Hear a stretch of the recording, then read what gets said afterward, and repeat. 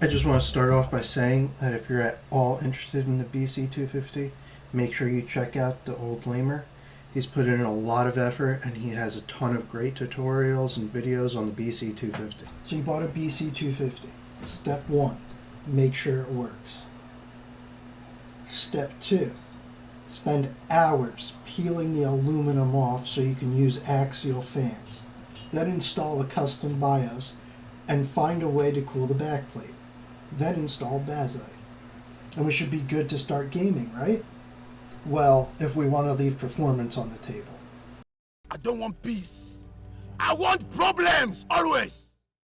So you're going to download the BC250 SMU OC off of their GitHub page so you can overclock the CPU. Then you're going to grab the Cyan Skillfish GPU governor and edit the TOML files so that you can clock the GPU higher. Now we're ready to start gaming, right?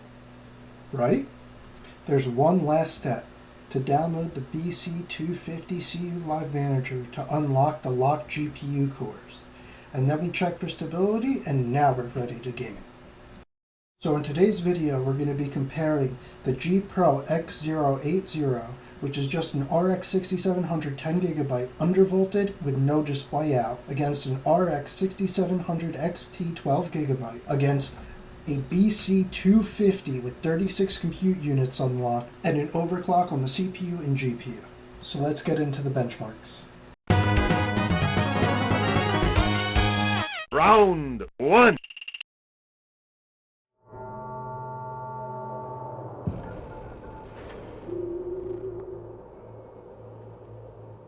Starting off with Cyberpunk, at 1080p high settings, the BC250 did achieve a playable frame rate at 54 FPS, with 40 FPS at the 1% lows and a 39% at the 0.1% lows. This is a great result, but it's basically half of the competing graphics cards. And at 1440p, the BC250 could still only put out about half of the frame rate of the RX 6700 XT.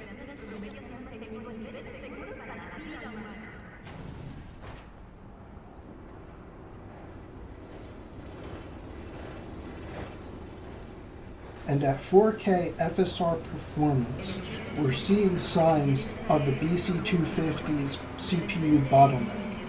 I also want to point out that the BC250 is the only one using FSR 2.1, and it completely fell apart anytime I tried to use FSR 4 int 8.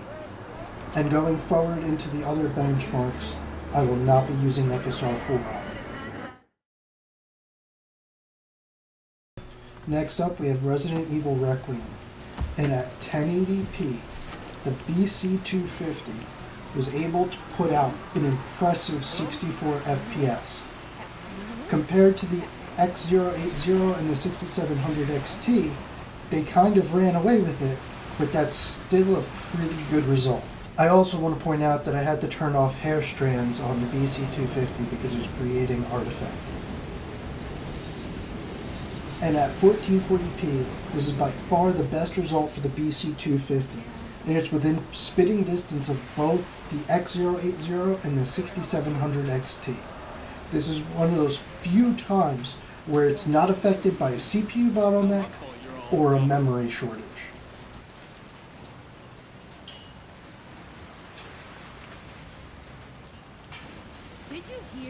And at 4K, it's much of the same.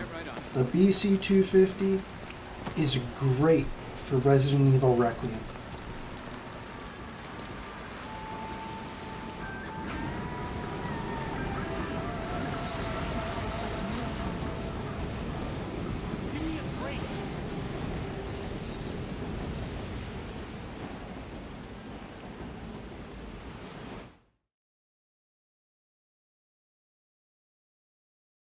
And now we're getting into RoboCop Rogue City. And at 1080p, the BC250 showed more signs of that CPU bottleneck, and you can see those terrible 0.1% lows. That processor is clearly holding back those GPU cores. Contact! Contact! It's done. Keep moving! Cover me! now we're getting into 1440p. The BC250 cannot handle this Unreal Engine 5 title. It was plagued with video memory shortages / system memory shortages. And again, I did install that custom BIOS, but no amount of UMA memory allocation is going to save us in this one.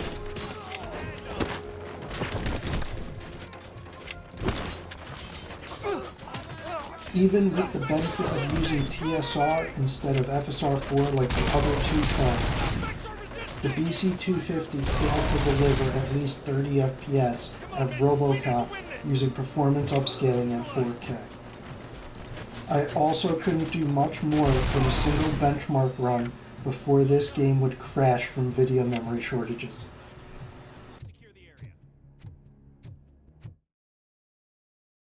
After seeing these results, I wanted to test Space Marine 2 because this is a very demanding game, especially on the CPU. And at 1080p, the BC250 could only manage less than half of what either graphics card was capable of outputting. But also, because of its memory restrictions, I had to lower textures and details down to medium, and to try and alleviate a CPU bottleneck, I turned down all of the miscellaneous features to low. You can see the clear signs of that CPU bottleneck. When we turn up to 1440p, the FPS did not change at all. Very clear indications of a CPU bottleneck.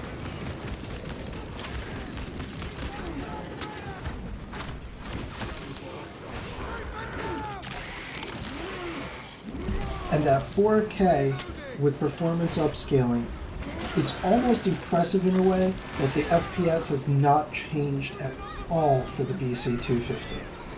While both the X080 and the 6700 XT deliver a great playable experience at both 1440p and at 4K with performance upscaling.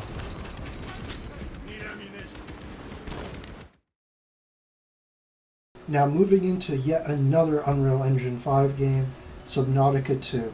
I deliberately picked a majority of Unreal Engine games to test for this because I wanted to put the BC250 under a lot of stress. And to my surprise, the BC250 came out swinging in this one. At 1080p, delivering 40 FPS average with a 28 1% low.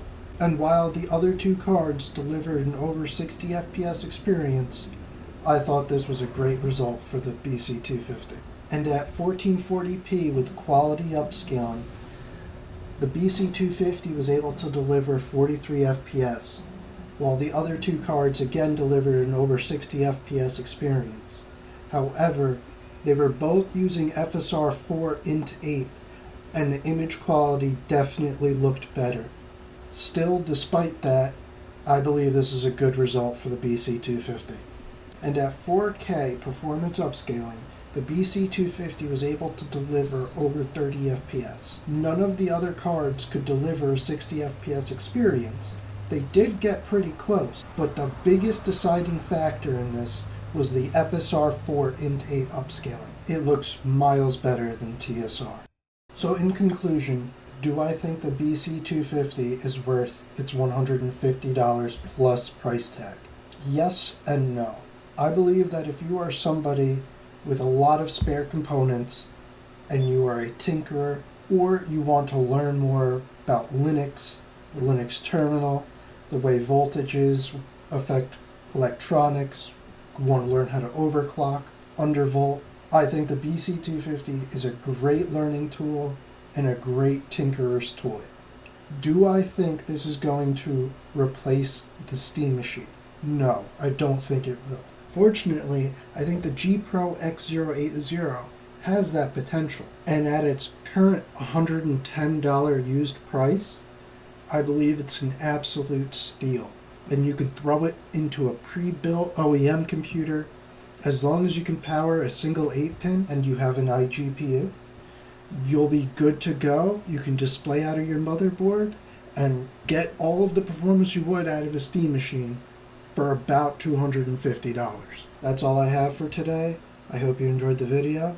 And if you're one of the people with a BC250, let me know in the comments what kind of performance you can get out of it.